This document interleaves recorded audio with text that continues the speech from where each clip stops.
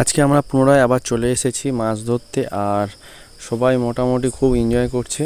আবার মোটামুটি জাল এবার টানা দেওয়া হচ্ছে, এই মুহূর্তে জাল টানা দেওয়া হচ্ছে। আর জাল টানাতে মোটামুটি চুনো মাছটা যদি পড়ে সেই জন্য সবাই জাল টানা দিচ্ছে। আর সবাই দেখুন কীরকম ঘুরছে। আর ভদ্রলোক তো শুধু মাছ ঘুরানোর জন্য কুটো নিয়েই ঘুরছে, ঠিক আছে।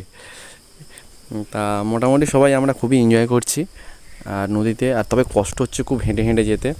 আর ছোট্টু তো মানে কি বলবো, ওর যা কষ্ট হচ্ছে বুঝতেই পারছে, ও কখনো নদীতে নামে না। আর আমিও তাই, খুব একটা এতটা হাঁটিনি কখনো। আর এত কষ্ট হচ্ছে কি বলবো, যে গদ ঠেলা ঠেলে হেঁটে যেতে এত পরিশ্রম, অত কষ্ট বুঝতে পারিনি কখনো। আর এই গদ ঠেলে ঠেলে এসে এই মাছ ঘুরাচ্ছি, তো আমাদের কষ্ট হচ্ছে বলে আমরা দুজন লাস্টে একটা গাছের গোড়ায় বসে পড়েছি। বললাম যে আমরা আর হাঁটতে পারছি না, আমরা এখানে বসছি, তোরা মাছ ধর, পরে যাওয়ার সময় আমাদের ডাকবি, আমরা এখানে বসে পড়ছি। কেননা এত কষ্ট, কাদা হেঁটে হেঁটে খুব ব্যথা হচ্ছে, আর পাঁক যেহেতু। এইবার আমরা দেখলাম খুব গরম পড়েছে আর সত্যি জলের টান হচ্ছে খুব। আর নদীর ধারে চলে এসেছি, জল আনা হয়নি। আর এখানে মাছ পড়েছে টানা দিয়ে, চুনো মাছ পড়েছে ভালো। তা আমরা বললাম চুনো মাছগুলো নিয়ে নেওয়া হোক, যেহেতু টানা দিয়ে এই মাছগুলো এসছে ভালো। তা আমরা এই মাছগুলো নিয়ে নিলাম।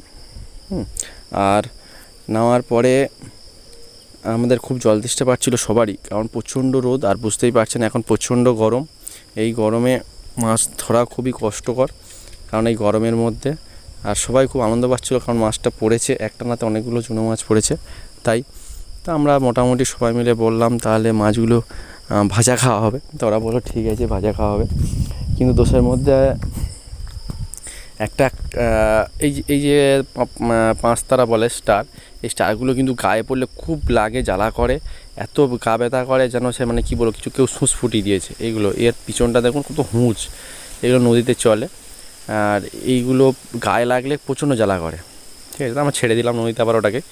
যাই হোক, আজকে ভিডিওটা এই পর্যন্তই। ভালো লাগলে অবশ্যই চ্যানেলটি সাবস্ক্রাইব করে পাশে থাকবেন। ধন্যবাদ সকলকে বন্ধুরা, বাই।